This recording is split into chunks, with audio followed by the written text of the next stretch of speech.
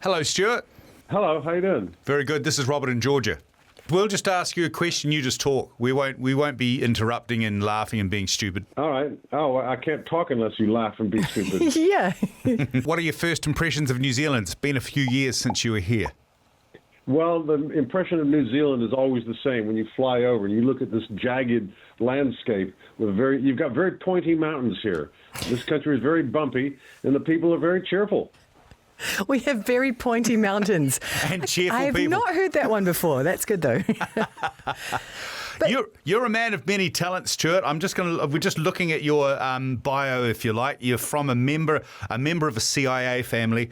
Your brother was in the band at some stage. He managed you early on, and there are many other cool things that you've been up to and done. Anything you'd like to share with us outside of the police that you think is a real highlight of your life? Well, since I was a rock drummer banging stuff, then I got a real job as an opera composer. And I appreciate that's kind of a conversation stopper, from punk rock drummer to opera composer, but it's been about a half century to get me to this place. And not just opera. There's a new generation that knows you for Spyro the Dragon soundtrack and The Equalizer, right? And video games, of course. Do you have a whole different approach when you're scoring such a thing as you do to maybe one of the songs when you were in police? Absolutely. Banging stuff is just an instinctive animal exercise. It's all very physical. No brain is involved in that. Composing is deeply intellectual. It actually requires a brain to get those notes onto the page.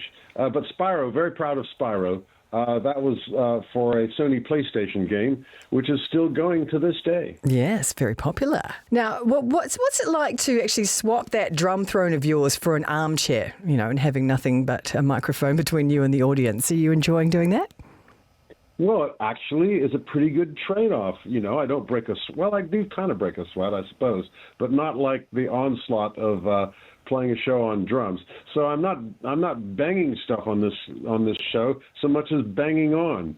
And the thrill of it is it's just connecting with the audience, hearing the laughs, telling the stories. And it's actually a lot of fun. I'm enjoying this. It could be described as a dawdle. Well, the title of this tour is Have I Said Too Much?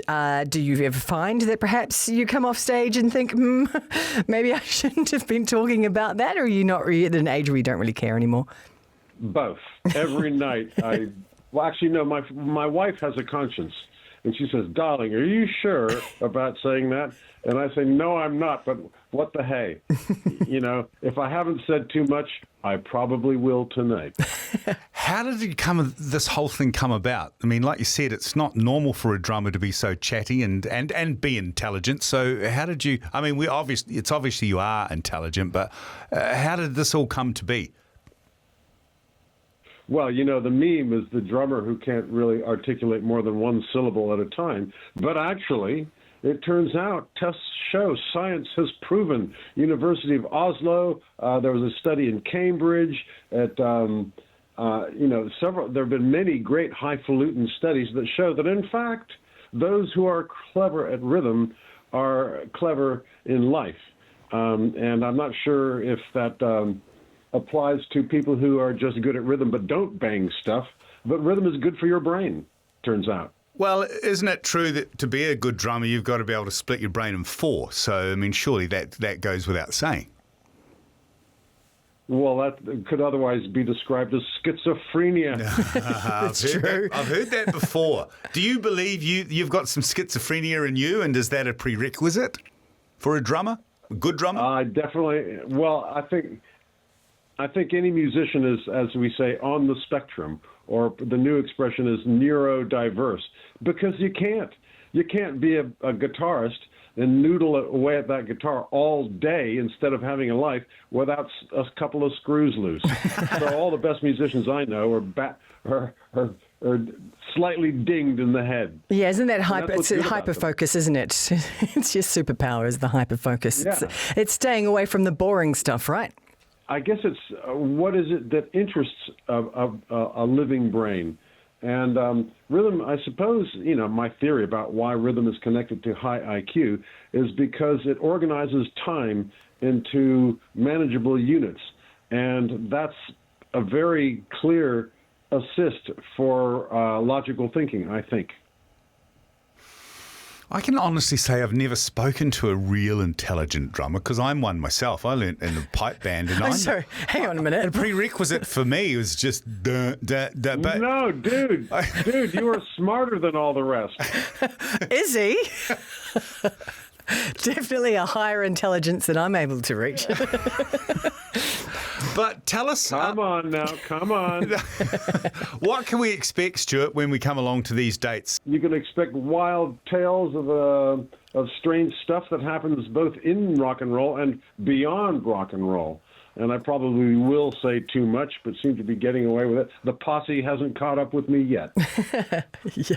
Did you go to many of those award shows back in the day? Because they used to be pretty good, right? The Grammys and the after parties and that sort of thing. They used to be where all the interesting goss comes from. Did you make it to any of those? And can you remember any of the good stuff?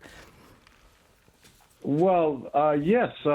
We won a lot of Grammys. I won a couple more 2 years ago. Yeah, but you went and the backstage party. The backstage parties are fantastic.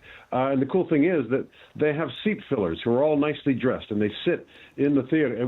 Because the best party is backstage. So people bail and go and hang, but the seat needs to be filled by someone beautifully dressed rather than empty seats. And just one anecdote from backstage at the Grammys was, and any drummers listening, take note, not many people have this brag. I gave Buddy Rich my autograph. How about that? Right What? there. That's a Hall of Fame moment right there. Yeah. At backstage at the Grammys, I'm there, and there's Buddy Rich. For the non-drummers, he's the most amazing drummer who ever lived. And he's walking in my general direction, and I'm sort of like steering myself, like whale watchers do, to kind of get in front of where I think he's going to go. And he's walking up to me. He's talking to me, and he's holding a piece of paper, and the words of wisdom coming from his mouth addressed to me are, "Hey, sign this." Wow. And I look, and his daughter is peeking out from behind him. So it was for his daughter, okay? And he looked like he was chewing on a turd. But I gave Buddy Rich my autograph. Okay. I ought to get a medal for that right there. Did you just say, I can retire? I'm happy. That's my award. I don't need the Grammy. I'm done.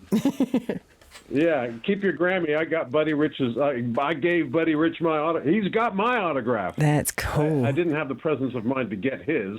Tell us, for any budding drummers listening and contemplating coming along, is there any segment in the show that addresses drumming in particular and styles and all the stuff you need to know? Technique, perhaps? Or I don't know. I mean, are you going into that? Is that... Well, there are drummers in the house, yes, and guitarists too, who I love and respect. But it's not a seminar in drumming. I guess just by playing drums is a seminar on life itself.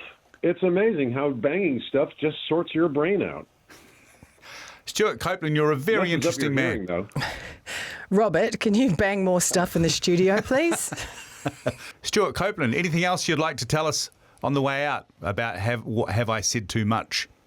Well, it's great to be here in the big upside down with y'all. I just passed through Oz, but now I'm where the real people live. It seems to me as an outsider that New Zealand and Australia share the same kind of relationship as Canada and the United States, where people north of our border are just nicer. So it's always nice to get here to New Zealand, where people are just nicer. Yes, but our president doesn't want to buy your president's country. That's the only problem. Oh my God! Don't get me started. We won't get you started. Well, you get started tonight. Have a good tour and good. That's right. Thanks for coming ahead of your two shows, of course. And any advice for anybody who is on the fence, thinking about coming and hasn't quite decided yet? That's my money in your pocket. Give it up. Nice. Very good. Thank you, Stuart. Lovely to talk to you.